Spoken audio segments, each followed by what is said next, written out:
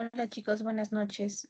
Pues el día de hoy vamos a hablar un poquito acerca de la atención a trabajo de parto, ¿vale?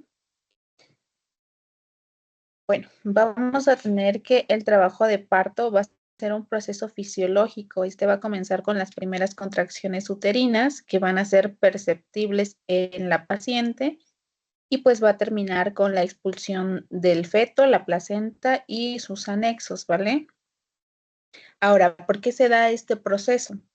Bueno, este proceso va a ser resultado de la retirada o el retiro de procesos inhibitorios, así como la activación de estrógenos, la liberación de oxitocina, que este va a ser el uterotónico endógeno más potente, ¿vale? Y bueno, aquí tenemos una tablita donde nos muestra las fases uterinas. Estas fases uterinas se van a dividir en cuatro primordialmente. La primera va a ser la quinescente. Esta se refiere a que el útero tiene una baja actividad contráctil, ¿vale?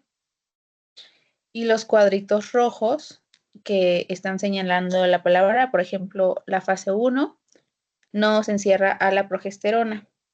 En la primera fase, la progesterona tiene un papel muy importante y por eso la baja actividad contráctil de esta, ¿vale? Por ejemplo, en la fase 2 comienza con la activación. Aquí la hormona más que va a estar, o la principal va a ser los estrógenos. Entonces, por esto, en la activación, las contracciones, el útero se empieza a contraer y nos habla de una mayor actividad. Y esta se puede dar, por ejemplo, un mes antes de el inicio de trabajo de parto, ¿vale? Y aquí pueden presentarse las contracciones de Braxton Hicks, que nos habla pues de un trabajo de parto falso, ¿va? La fase 3 corresponde ya a la estimulación, donde las prostaglandinas y la oxitocina juegan un papel bien importante para ahora sí el inicio del trabajo de parto. Y aquí es donde ya entran nuestras tres etapas del trabajo de parto que vamos a ver más adelante. Por eso ahí está la flechita de parto que se da entre la fase 3 y bueno, ya la fase 4 corresponde a la involución del útero una vez expulsado el feto y la placenta, pues obviamente el útero empieza a volver, o el objetivo es volver a su tamaño normal antes de que nuestra paciente estuviera embarazada. Y arriba tenemos una gráfica donde nos habla de esta actividad uterina que yo les mencionaba. Va una línea, si pueden ver en fase 1 y fase 2, pues está muy baja y a final de la fase 2 y fase 3 comienza a elevarse drásticamente, teniendo en cuenta que el parto va a ser la curva de máxima aceleración, ¿vale? Ya posterior al parto, pues va a ir descendiendo porque corresponde a la involución. Entonces, ya tenemos claro esta actividad uterina, estas fases que nos hablan de las fases uterinas. Acuérdense que son cuatro: quinescencia, activación, estimulación e involución. Y parto va a estar entre la fase 3 y fase 4, ¿va? Bueno, vamos a tener tres etapas del trabajo de parto, que corresponden la primera a dilatación y borramiento, a expulsión y a alumbramiento, ¿vale? La dilatación y borramiento, que es la primera etapa, se va a dividir posteriormente en dos fases, la fase latente y la fase activa, ¿vale? Vamos a ir hablando poco a poco de cada una, pero pues la dilatación va a iniciar con estas contracciones perceptibles, dolorosas también, irregulares, y va a terminar hasta la dilatación completa, que nos habla aproximadamente de los 10 centímetros, ¿va? La expulsión se va a referir a desde la dilatación completa hasta la expulsión del feto, y el alumbramiento pues va a ser desde el alumbramiento del cordón umbilical hasta la salida completa de placenta y anexos. Entonces, hablábamos que la primera etapa del trabajo de parto nos habla acerca de la dilatación. Les mencionaba que estas inician con contracciones uterinas que van a ser capaces de desencadenar cambios cervicales, como ya lo veíamos cuando realizábamos el tacto vaginal, ¿no? Y cuando va a finalizar, cuando la dilatación y el borramiento sean completos. Yo les mencionaba, se subdivide en dos fases, la fase latente y la fase activa. Es muy importante que tengamos en cuenta a estas dos fases porque de esto va a depender que si una de las embarazadas llega al hospital, que la mandemos, si no, obviamente no tiene factores de riesgo e inicia con trabajo de parto, que la regresemos a su domicilio, informándole obviamente los datos de alarma o el poderlas ingresar al área de la labor. Entonces, decíamos que la primera etapa es la dilatación y se divide en dos fases. La fase latente va a ser normalmente gradual, un poquito más lenta dependiendo si es multi o si es nulípara, y la fase latente va a corresponder a una dilatación menor a 5 centímetros, ¿vale? Y la fase activa igual o mayor a 5 centímetros. Esto es muy importante porque tenemos varias GPCs. La que ahorita yo les voy a compartir es me parece que es del 2019, si no me equivoco, donde nos habla de este cambio. Anterior a la del 2019 estaba la del 2014, donde el punto de corte de fase latente y fase activa era de 4 a 5 centímetros. Y la GPC del 2019 nos menciona ya este cambio, que 5 centímetros va a ser nuestro punto de corte para ver si la fase es latente o activa, ¿va? Entonces, va a llegar una embarazada con nosotros al hospital. Ustedes seguramente ya lo vieron en sus sedes. Va a llegar por inicio de contracciones o porque va a decir que siente mucho dolor ya. Entonces, normalmente entra a la zona de triage, ahí le toman sus signos vitales, la interrogan rapidito, después de que le hagan el ultrasonido, pues obviamente le realizan tacto vaginal para ver si hay modificaciones cervicales y pues escuchar igual la frecuencia cardíaca fetal es bien importante para ver el bienestar fetal, que nuestro bebé tenga una frecuencia cardíaca pues adecuada, que ya le dijimos va de 120 a 160. Algunas bibliografías nos mencionan que desde 110 a 160, pero pues tener en cuenta ese rango, ¿vale? Entonces, vamos a ver. Ya tuvo inicio de trabajo de parto, sus contracciones son regulares. Ahora, a la hora de realizar tacto vaginal, nos damos cuenta que tiene 50% de borramiento y tiene dilatación de 5 centímetros. Aquí la pregunta sería, ¿la ingreso o no la ingreso? Pues les digo, la GPC del 2019 nos dice que a partir de 5 centímetros ya se considera fase activa y ya puede ser ingresada al área de labor. Entonces, en este caso, ya deberíamos ingresarla al área de labor. ¿Qué pasa si yo la ingreso antes, en la fase latente, cuando tiene menos de 5 centímetros? Pues que su estancia va a ser más prolongada y está expuesta, por lo mismo, pues a mayor número de complicaciones o que si su trabajo de parto pudo culminar en un parto, al final termine en una cesárea, ¿no? Y ahora, hablando de lo mismo, de la primera etapa de trabajo, vamos a tener dos curvas importantes, la curva de Friedman y la de Sang, ¿vale? La más ocupada es la de Friedman, donde nos habla de varias fases. Básicamente esto nos habla de las fases, la latente y la activa, donde la latente va a ser de alguna forma como refractaria y nos habla acerca igual de la dilatación. Una vez comenzada la fase activa, vamos a tener tres fases más, ¿vale? Vamos a tener una de aceleración, una de máxima pendiente y una fase de desaceleración. Normalmente, cuando ya están en fase activa, pues comienzan a dilatar de forma gradual. Después, desde los 5 hasta los 8 centímetros, empieza a aumentar de forma más rápida. Esto igual les digo, depende mucho si es multi o si es nulípara, pero es la fase donde aumenta mucho más rápido la dilatación. Y una vez que llega a 8 centímetros, ya la dilatación es un poquito más tardada. A lo mejor si en la fase de aceleración tardó unas, no sé, supongamos que unas 4 horas en la fase de máxima pendiente a lo mejor 2 horas y en la fase de desaceleración 3 horas para dilatar, no sé, 1 centímetro.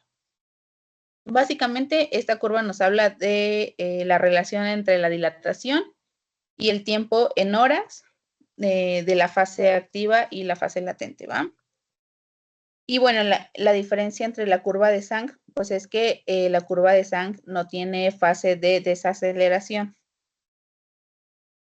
Y bueno, aquí también hay otro ejemplo que nos habla de una femenina de 24 años de edad, gesta 2, parto 1, aborto 0, cesárea 0, que comienza con contracciones uterinas regulares, 4 en 10 minutos, de 35 segundos aproximadamente. A la hora de realizar tacto vaginal, notan cambios cervicales, caracterizados por dilatación de 6 centímetros y borramiento de un 70%. Ahora, aquí nos preguntan en qué fase de trabajo de parto está y si se ingresa o no se ingresa a la labor. Como veíamos, esta paciente ya se encuentra en la primera etapa de trabajo de parto, que es en la primera etapa es la dilatación, y ya se encuentra en la fase activa, ¿vale? Porque ya tiene 6 centímetros y pues un borramiento de 70. Entonces, igual en la GPC hay un algoritmo que ustedes pueden ver sin ningún problema, donde nos dice que una mujer con embarazo a término no complicado con 5 centímetros, igual o mayor a 5 centímetros de dilatación, debe ingresar a la labor para vigilancia obstétrica. Y aquí, pues igual se los marco, donde nos dice fase latente se caracteriza por una dilatación menor a 5 centímetros, ¿vale? Y también nos menciona que el ingreso a la labor debe ser considerada en la fase activa, o sea, cuando sea mayor o igual a 5 centímetros. Vale, entonces, como yo les mencionaba, vamos a atender unas etapas en cuanto a los cambios uterinos, ¿no? Las 4 fases que mencionábamos en la primera diapositiva. Entonces, esto nos va a llevar a que nosotros vamos a tener un trabajo de parto verdadero y un falso, ¿vale? Y esto relacionado a las contracciones de Braxton Hicks. Cuando tengamos nosotros, cuando llegue una paciente con un trabajo de parto verdadero, vamos a tener contracciones uterinas a intervalos regulares. Intervalos que se hacen más breves progresivamente. La intensidad de las contracciones aumenta progresivamente. Obviamente hay mayor malestar abdominal y en región sacra también. Y pues el cuello uterino se va a estar dilatando y por eso van a tener mucho más molestia. ¿Qué pasa cuando llegan y es un falso trabajo de parto?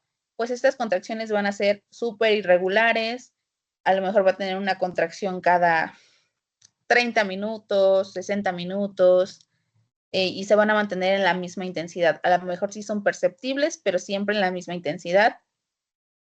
Entonces, eso nos habla de un trabajo de parto falso. Y pues que el cuello uterino no se está dilatando. Esas son como las principales, ¿vale? Ahora, la GPC también nos habla acerca del tacto vaginal, específicamente que se debe realizar tacto vaginal, perdón, tacto vaginal en la primera etapa del trabajo de parto, refiriéndose a la fase activa, ¿vale? La GPC nos dice que al menos se hagan cada 4 horas para que pues disminuyamos el riesgo de coriopnioitis o de, como les decía, edematizar la vulva, ¿vale? Ahora, es importante que se realice cuando el tacto vaginal. Bueno, pues que se realice antes o posterior a la analgesia epidural, antes del pujo y si hay anomalías en la frecuencia cardíaca fetal. Bueno, y cuando nosotros hagamos tacto vaginal, todo eso tenemos que registrarlo en un partograma. Ahí en el partograma nos va a pedir cuánto de dilatación tiene, en qué plano se encuentra, ya sea que hablemos de los planos de Hodge o las estaciones de Lee. También nos habla del borramiento y de todas esas características que ya vimos en la clase práctica, ¿vale? Y algo muy importante, ver la estación del producto. Ya vimos que cuando realizamos tacto vaginal necesitamos saber en qué plano se encuentra el bebé. ya sea planos de Hodge o estadios de Lee o estaciones de Lee. Entonces, es importante identificarlo porque esto nos va a servir o esta información la vamos a necesitar para saber si ya la podemos pasar a sala o todavía no. Y es lo que les decía que viene a GPC. Se puede considerar la realización de tacto vaginal cada 4 horas durante la fase activa del primer periodo de trabajo de parto, ¿va? Ahora, esta diapositiva es súper importante. Si quieren, tómenle captura de pantalla. De verdad, esta sí o sí se la tienen que aprender, ¿va? Que es acerca de las características de las contracciones uterinas. Como les decía, el inicio de trabajo de parto, pues se va a referir también o va a abarcar unas contracciones uterinas de forma regular. Pero ¿cuántas son, no? ¿Cuántas son de forma regular? Bueno, pues esperamos que las embarazadas, tengan de 3 a 5 contracciones al menos en 10 minutos, ¿vale? Y hay que estarlas vigilando en un periodo de 30 minutos o cada 30 minutos. Hay que evaluar la estática fetal, que ya hablamos de las maniobras de Leopold, y el monitoreo cardíaco cada 15 o 30 minutos. Normalmente en los hospitales, para llenar los partogramas, son cada 30 minutos. Y también la GPC nos dice que no, si es una embarazada con bajo riesgo, no se necesita utilizar el cardiotocógrafo, ¿vale? Solamente con un Doppler fetal nosotros podemos tomar la frecuencia cardíaca fetal, ¿va? Ahora, ¿qué características son las de las contracciones? Vamos a tener 4 características importantes en cuanto a las contracciones: el tono, la intensidad, la frecuencia y la duración. Cuando tenemos un trabajo de parto normal, se espera que el tono sea de 8 a 12 milímetros de mercurio.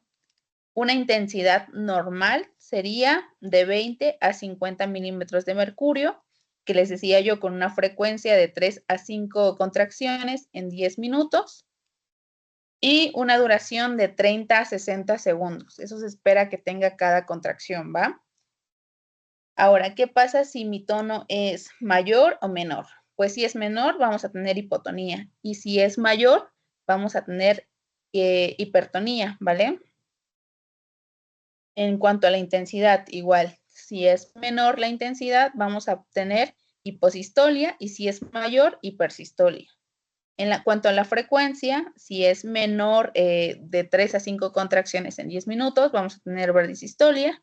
Y si es mayor, taquisistolia. Normalmente el tono y la frecuencia aumentan. Por ejemplo, una vez llegó una paciente al hospital que había comido mucho chocolate y se había tomado su té de ruda. Entonces, ¿qué es lo que pasó? ¿Por qué llegó? Porque tenía demasiado dolor y tenía contracciones en muy pocos minutos. O sea, era contracción tras contracción tras contracción. Y recordemos que cuando existe una contracción uterina, el flujo sanguíneo por esta misma contracción se inhibe, pues. Entonces, pues el bebé puede sufrir, ¿no? Y si tenemos contracción tras contracción tras contracción, pues el bebé puede sufrir en cuanto a la irrigación sanguínea por parte de la placenta, ¿va?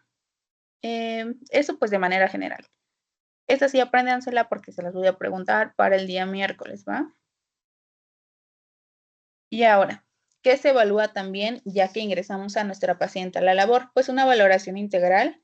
Hay que abrir su expediente clínico. Ya saben que tienen que llenar 1000 consentimientos, tiene que firmarlos, hay que estarla valorando, hay que hacerle la anamnesis completa, su historia clínica, hay que hacer énfasis en los antecedentes ginecobstétricos, hay que pedirle su carnet, también se le pide sus ultrasonidos que haya tenido y pues demás. Hay que tener el padecimiento actual, el por qué llega con nosotros, si tiene o no presencia de datos de alarma, si ha tenido pérdidas transvaginales, o por ejemplo, si ya expulsó el tapón mucoso, a lo mejor que ya tuvo ruptura de membranas, si el líquido fue claro o si fue oscuro, si está meconiado, hace cuánto tiempo se tuvo la ruptura de membranas. Todo eso es importante, ¿va?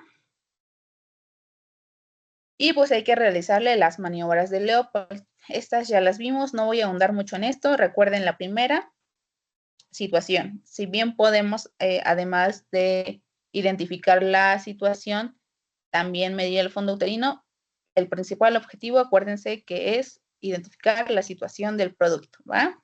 Si es longitudinal, transversal o oblicuo. La segunda, la posición, ¿vale? Derecha o izquierda. También puede ser anterior o posterior, pero esto la verdad es que, pues, no sería de una forma normal, pero normalmente con los productos son más pequeños y tienen más espacio, pues tienen libre movimiento. Pero ya hablando de las últimas semanas, siempre los vamos a encontrar o a derecha o izquierda de la madre. Después viene la presentación. Este es súper, súper, súper importante. Acuérdense que solamente tenemos dos. Esta puede ser cefálica. Tenemos igual variedades de vértice, de cara, de nariz y demás. O puede ser pélvica, acuérdense. Y también tenemos varias variaciones, ¿va? Y la última es la actitud, ¿vale? Y otra cosa importante, pues no, creo que esto nada más. Y recordando un poquito acerca de la clase del miércoles, yo les comentaba que hay variedades de posición, ¿vale? Tenemos muchas, muchísimas, muchísimas. Estas solo son 8, pero tenemos muchísimas, ya las pueden investigar ustedes sin ningún problema. Pero hablando ahorita de una presentación cefálica bien flectada, acuérdense que la más común es la occipito ilíaca izquierda anterior, ¿va? Pero pues aquí les puse otros ejemplos. Ahora, ¿qué es lo que se debe realizar o qué medidas debemos adoptar nosotros en cuanto a nuestra paciente que ya se ingresó a la labor? La GPC nos menciona que no se recomienda el rasurado del vello púbico, ¿vale? No de rutina. Tampoco es necesario la colocación de alguna sonda urinaria. Debemos favorecer la micción espontánea. No se recomienda la realización de enemas evacuantes. Y la ingesta de líquidos, esto va a depender, ¿vale? Si tenemos factores de riesgo o no tenemos factores de riesgo. Pero si nuestra paciente no tiene factores de riesgo y va con una adecuada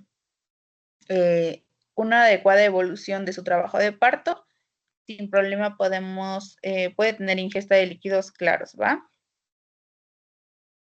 Y esto es lo que les decía, la GPC nos dice, en mujeres con trabajo de parto no complicado, se recomienda la ingesta de líquidos claros, ¿vale? Si, por ejemplo, tenemos nuestra paciente ya ingresó a la labor y vemos que hay alteración en el bienestar fetal, o a lo mejor viene con macrosomía, no sé, placenta previa, yo qué sé. Y aparte con una vía aérea difícil, pues entonces hay que evitar la ingesta de líquidos claros porque hay posibilidad de que ese trabajo de parto pueda concluir en una cesárea, ¿no? Entonces, ahí sí no, pero sí nuestra vía aérea está adecuada, no tenemos muchos datos de riesgo y el bienestar fetal está adecuado, sin problema podemos darle líquidos claros. Ahora, ya vamos a hablar acerca de la segunda etapa del trabajo de parto, que acuérdense es el expulsivo. En el expulsivo acuérdense que es desde la dilatación completa hasta la expulsión del feto. Aquí de las cosas más importantes vamos a hablar de los pasos cardinales del producto o mecanismos del trabajo de parto que les dejé estudiar.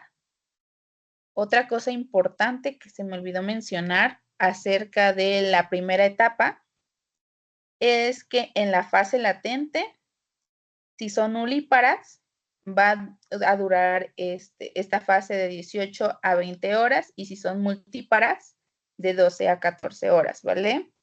Y en la fase activa, normalmente va a durar en las nulíparas de 8 a 18 horas y en las multíparas de 5 a 12 horas. Esto obviamente puede variar, o sea, no es como una ley universal de que así deba ser, pero es un aproximado. Ahora hay que tener también en cuenta que la duración del primer periodo de trabajo de parto va a aumentar va a aumentar dependiendo la edad. Entre más grande sea nuestra paciente, puede que dure más la primera etapa del trabajo de parto o si tiene un índice de masa corporal mayor a 25 también, ¿vale? Mayor a 30, perdón. Mayor a 30, entonces también puede ser prolongado la primera etapa, ¿va? Y ahora sí, ya entrando a la segunda etapa, que es la expulsiva, acuérdense, dilatación completa de 10 centímetros hasta la expulsión del feto. Tenemos nuestros pasos cardinales de pues el feto o mecanismos de trabajo de parto. Estas van a ser los 7 pasos que nuestro feto debe realizar para poder pasar en el canal para poder pues salir, ¿no? Entonces, ustedes se los deben aprender sí o sí. Ya lo vamos a ver el miércoles de forma como más explicada para que se les pueda quedar. Pero lo primero, acuérdense, es encajamiento. Encajamiento, luego va a descender, va a hacer una flexión, rotación interna, extensión, rotación externa, que aquí hacemos nosotros, lo ayudamos con la restitución, saber a dónde girar, dependiendo en qué posición venga nuestro bebé, saber girarlo a la derecha o a la izquierda, para que pues pueda ser expulsado. Y bueno, aquí tenemos una imagen. La primera nos habla de un producto que está en posición pues fetal o ovoidea, que si pueden ver, aquí está la sínfisis del pubis, todavía no está encajado. ¿Qué pasa en el número 2? Acá pueden ver la sínfisis del pubis, se va encajando. Conforme va encajándose, pues obviamente va descendiendo, como lo pueden ver aquí. Estas imágenes nos hablan de una variedad de posición occipito-ilíaca izquierda, ¿vale? Izquierda anterior. Entonces, les digo, es la más común. Y entonces les decía, se va a encajar y conforme va encajando, va descendiendo también. Eso es lo que esperaríamos nosotros. Después se va a flexionar. ¿Esto con qué fin? Con el fin de disminuir sus diámetros para poder pasar a través del canal, ¿no? Ya que va a flexionarse, va a hacer la primera rotación interna, ¿vale? Hace la primera rotación interna y después va a hacer extensión, como lo pueden ver aquí. Después va la rotación externa, que aquí es donde nosotros vamos a ayudarlo a restituir. Va a salir el hombro anterior y posteriormente el hombro posterior. Acuérdense que cuando sale el hombro anterior, bueno, igual se los voy a explicar más adelante, pero es necesario administrar un útero tónico. El más común que se administra es oxitocina, 10 unidades internacionales, ¿va? Pues les digo, saliendo el hombro anterior. Sale el hombro posterior y de ahí sale en chinga real. Sale súper rápido y ya termina nuestro segundo periodo. Y bueno, aquí tenemos igual una gráfica que nos habla acerca de los 3 periodos. Nos habla acerca de los planos, bueno, las fases también, pero en general los planos, primer plano de Hodge, segundo, tercero y cuarto conforme debe ir pues descendiendo, ¿no? También nos habla acerca de la dilatación. Está muy bonito si lo quieren ver con mayor atención. Y ahora, ¿de qué va a depender la progresión de la segunda etapa? Pues esto ciertamente de factores fetales, como la variedad de posición. Si está en una posición diferente a la más común, que es occipito-ilíaca izquierda anterior, pues obviamente va a tener más dificultad para poder rotar, hacer su mecanismo de trabajo de parto y pues le va a costar un poquito más salir, ¿va? Y aquí nos habla acerca de las contracciones, ¿va? La falta de progresión de trabajo de parto. Antes, normalmente, una falta de progresión se medía en cuanto a horas y los centímetros en dilatar. Pero, pues, hay diversos artículos que nos mencionan que, pues, eso ya no es correcto. No es correcto depender de la dilatación en relación a las horas que ya hayan pasado, porque esto va a depender mucho, les decía, va a depender mucho en cada paciente. Les decía yo que, por ejemplo, si tenemos una paciente obesa o una paciente con edad mayor a 35, pues obviamente esta etapa va a ser más prolongada, ¿no? Entonces hay que tener, pues nada más como por entendido eso, ¿va? Y pues aquí tenemos una imagen de cómo se encuentra el útero no gestante, cómo se encuentran los anillos, el orificio interno, el orificio externo, como en el útero gestante a término, si bien obviamente el tamaño aumenta, la pared del útero ustedes pueden ver que es mucho más delgada, pero por ejemplo en útero gestante de término, obviamente el cuello uterino se encuentra pues todavía grueso, ¿no? Y en el útero en trabajo de parto normal, al comienzo vean cómo empieza a dilatar y el cuello uterino, pues ya es súper, súper delgadito. Ya cuando se encuentra en segunda etapa es nada, o sea, ya es como yo les decía, como si fuera una hoja de papel, está súper, súper delgadito. Sin embargo, las paredes del útero se empiezan a engrosar un poquito más y ya cuando estamos, por ejemplo, en una distosia, pues la pared obviamente es mucho más gruesa. Tenemos un anillo de retracción patológico, que es el anillo de Bandt, y vean igual, el orificio interno está obliterado, ¿va? Aquí cosas importantes, cuando nos vamos a referir a un periodo expulsivo prolongado. Pues nos vamos a referir en ulíparas cuando haya tardado 3 horas posterior al inicio del pujo y en multíparas 2 horas posterior al inicio del pujo. Y pues obviamente si a nuestra paciente se le administró anestesia epidural, normalmente es una hora más de lo que debería durar el periodo de parto expulsivo, ¿va? Hay que documentar siempre la estación y la rotación y pues nada más. De aquí nos habla igual de la extensión del tiempo.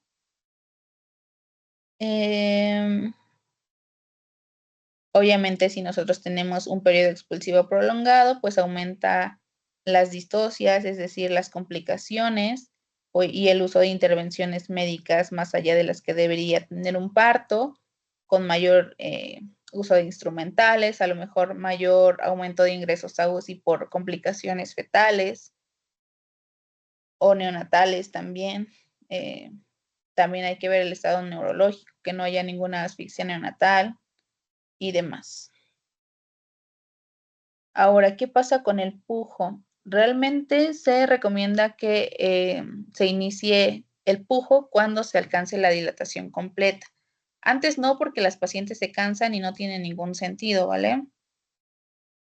Por eso hay que estarles haciendo el tacto cada 4 horas para ver cómo va descendiendo nuestro producto. Nosotros no podemos pasar a una paciente a sala si no está dilatada completamente y si el producto no ha descendido hasta un plano de Hodge 4 o un más 4 en una estación de Lee, porque nada me sirve que la paciente haya dilatado a 10 centímetros y ya está dilatada completamente si nuestro bebé sigue en el segundo plano de Hodge. O sea, por más que puje, no va a bajar el bebé y vamos a tener problemas, ¿no? Y complicaciones como asfixia neonatal. Entonces, vamos a pasar a una paciente a sala siempre y cuando tenga la dilatación completa y aparte ya esté en estación 4, más 4 o plano de Hodge 4, ¿va? Y bueno, esto les decía yo. La paciente deberá ingresar a sala de expulsión cuando se encuentre en segundo periodo de trabajo de parto, dilatación completa, y una vez que se haya evaluado el descenso adecuado de la presentación. Y bueno, aquí también nos habla de técnicas para prevenir el trauma perineal durante este mismo segundo trabajo de parto. Y pues de esto, medidas a seguir. Obviamente, pues que el equipo médico esté capacitado, sea un equipo médico completo, que además de los obstetras estén los pediatras, el equipo adecuado, si hay factores de riesgo, acuérdense que se necesita 2 especialistas en cuanto a pediatría, posicionamiento, la verdad es que eso está muy discutido, realmente nos hablan que la paciente puede elegir la posición en la que sea más cómoda para ella tener al bebé. Sin embargo, sabemos que en todos los hospitales la posición ginecológica o litotomía es casi, casi forzada. O al menos yo en el internado no vi ninguna otra posición en cuanto a parto que no fuera litotomía. Y pues hay que estar monitorizando la frecuencia cardíaca fetal, ¿vale? Hay que preparar nuestra mesa de riñón y demás. Ahora, hay que hacer limpieza de la región vulvar y perineal, hay que lavarnos las manos. Vamos a hacer vestido y enguantado, que lo vamos a hacer el miércoles también. Les voy a subir un videito para que puedan ver. ciertamente el video tiene algunos errores, pero cumple el objetivo que es que sepan los pasos a seguir, ¿va? La colocación de campos estériles, cómo es que se colocan, cuántos se colocan y pues el inicio de la atención. Ahora, en el 2018, la OMS desaconsejó el uso rutinario de la realización de la episiotomía, ¿vale? Para, pues obviamente, las pacientes que se someten a un parto vaginal espontáneo. Porque la episiotomía de forma, pues rutinaria, aumentaba estas tasas de infección y aumento de pérdidas sanguíneas. Ahora, es importante que si se va a realizar episiotomía, se ocupe un corte medio lateral, ¿vale? Es importante igual que se anestesia a las pacientes, ciertamente voy a lo mismo. En muchos hospitales normalmente ni siquiera les ponen anestesia, no les ponen la lidocaína, sino que cuando tienen la contracción hacen el corte, ¿no? Igual a veces entiendo que por el tiempo, a veces los bebés salen, les juro, así súper, así como resbaladilla, así, súper rápido, pero pues es importante tenerlo en cuenta, ¿vale? Porque si nosotros no realizamos episiotomía cuando debemos realizarla, pues corremos más riesgo de un desgarro grado 3 o 4, ¿vale? Entonces, para repararlo hay muchos problemas y las complicaciones también aumentan de manera significativa, ¿va? Y pues esto puede generar incontinencia fecal o urinaria, entonces es importante tenerlo en cuenta. Y pues, ¿cuándo sí hacerlo? Pues puede valorarse en casos de perine corto, presentación de cara o compuesta o de nalgas, presencia de distocia de hombros o necesidad de parto instrumentado. Siempre, les decía, debe realizarse bajo anestesia adecuada y una técnica medio lateral. Ahora, la maniobra de Christeller está súper contraindicada, ustedes ya lo saben. Y bueno, esta maniobra consiste en aplicar presión en el fondo del útero durante el periodo expulsivo. ¿Esto por qué no se hace? Porque hay mucho riesgo de laceración perineal, pero además de generar pues mucho daño en el útero, ¿vale? Entonces esto hay que tenerlo en cuenta. Ya les contaré el miércoles mi anécdota. En mi primer parto se hizo maniobra de Christeller por la adscrita porque no salía nuestro bebé. Tuvo Apgar de 5, 7 me parece. Estuvo muy feo, la verdad. Yo creo que por eso no quiero ser gine. Pero pues ya les contaré el miércoles. Y creo que de esto nada más. Ahora, ¿qué pasa con la tercera etapa de trabajo de parto? Si bien recuerdan, la tercera etapa de trabajo de parto es el alumbramiento, ¿vale?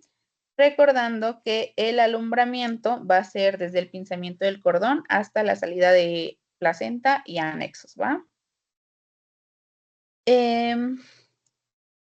Bueno, se me olvidó hablar de esto. Espérenme. Bueno, ya cuando sale, sí, creo que no tengo ninguna imagen. Bueno, igual el miércoles voy a enseñarles. A ver, no. El miércoles, es que esas no son mis diapos. Pero, bueno, el miércoles voy a mostrarles cómo se hace la maniobra de Richter modificada, ¿vale? Igual estudienla. La maniobra de Richter modificada nos sirve igual para evitar desgarros perineales.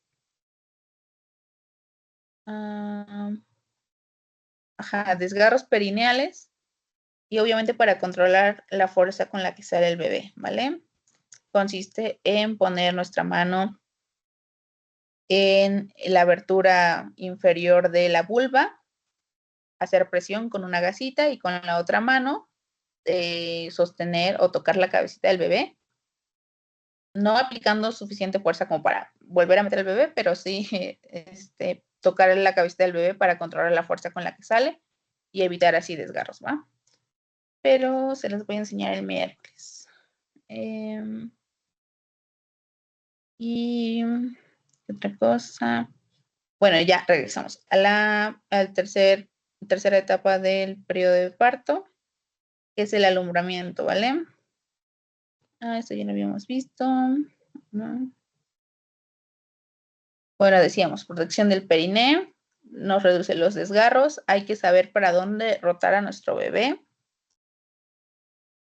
Hay que liberar el cordón en caso de que tenga circular en cuello.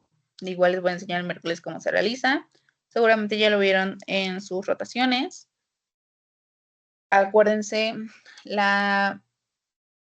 el reneo de la 7ª edición nos dice que no se debe aspirar narinas y boca de rutina, solamente en caso de que sea necesario. ¿Cuándo va a ser necesario?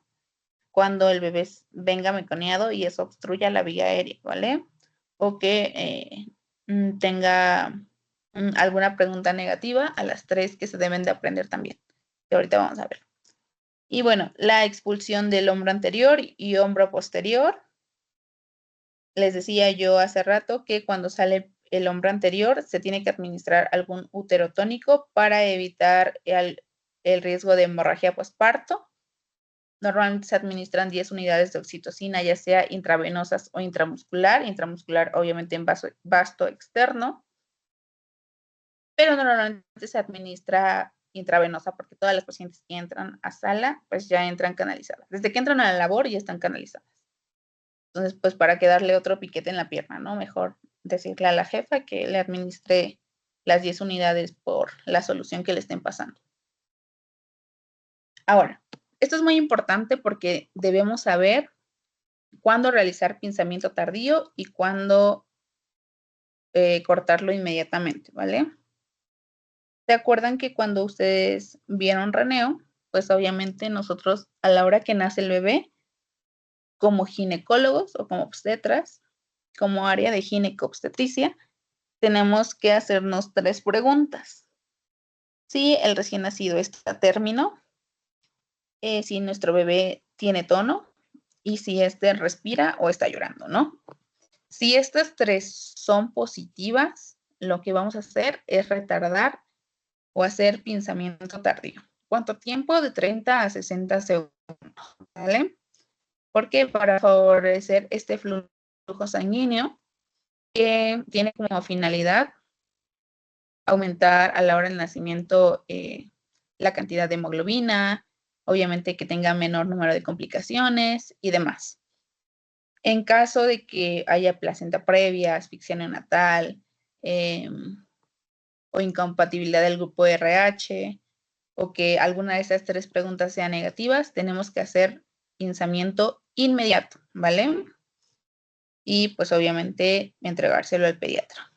Pero esto es muy importante que lo tengan en cuenta y estas 3 preguntas para su examen práctico para quienes les toque atención de trabajo de parto, sí o sí se las deben de aprender, ¿va? Y esto era lo que les decía, se recomienda realizar pinzamiento de cordón umbilical por lo menos durante 60 segundos después del nacimiento en recién nacidos de término o pretérmino que no requieran ventilación con presión positiva y hacer pinzamiento inmediato cuando tengamos desprendimiento de placenta, placenta previa, ruptura uterina, desgarro de cordón, paro cardíaco materno o asfixia neonatal, ¿va? Ahora, normalmente, después de que nosotros ya hicimos el pinzamiento, cortamos el cordón umbilical, y ya lo entregamos a los pediatras, pues ya lo que nos queda es sacar la placenta, ¿no? Cordón y placenta. Aquí en cuanto al alumbramiento, vamos a tener 2 tipos, ¿no? Aquí pueden ver el útero, la placenta y el cordón umbilical, recordando que la placenta, seguramente lo vieron en su primer semestre o segundo semestre de embrio. Nuestra placenta tiene 2 caras, una materna y una fetal. La fetal obviamente es donde va insertado pues el cordón umbilical, ¿no? Y la materna es donde van a venir estos cotiledones que nosotros debemos de revisar cuando sale nuestro bebé. Ahora, normalmente para cuando sale nuestro bebé, queremos sacar pues obviamente la placenta y los anexos, ¿no?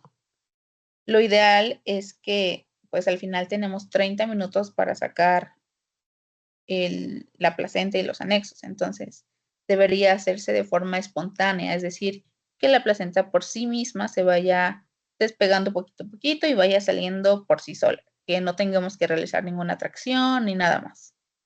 Sin embargo, en los hospitales también les decía que se realiza pues de rutina esto. Entonces, les decía, vamos a tener dos caras. La primera va a ser la de Schultz, que esta es el 80% de los casos y el desprendimiento normalmente ocurre por el centro.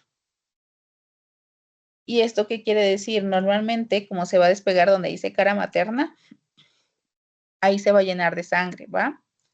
Va a ser un hematoma retroplacentario, quiere decir, detrás de la placenta, en el área central.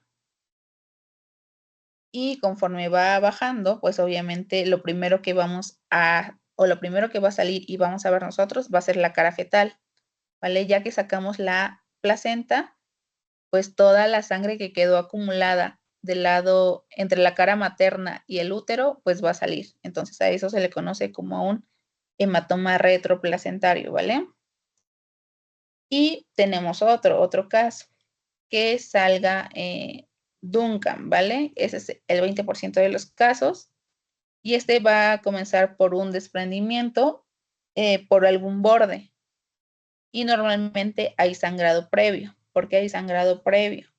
Porque aquí no se acumula como en la de Schultz, sino que como se va despegando un borde, pues toda la sangre que quedó acumulada, pues obviamente va bajando, como va bajando la flechita, así.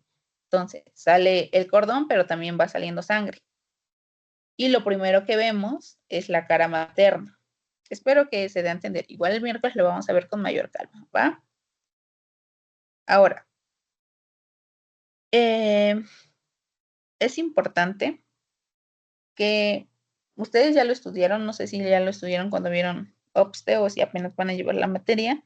Hay varios signos cuando nuestro cordón sale de forma espontánea, es decir, que nosotros no hacemos ninguna intervención, no traccionamos, no realizamos ningún masaje, que por sí solo nosotros al estar de espectadores vamos a ver ciertos signos de que nuestra placenta se está despegando.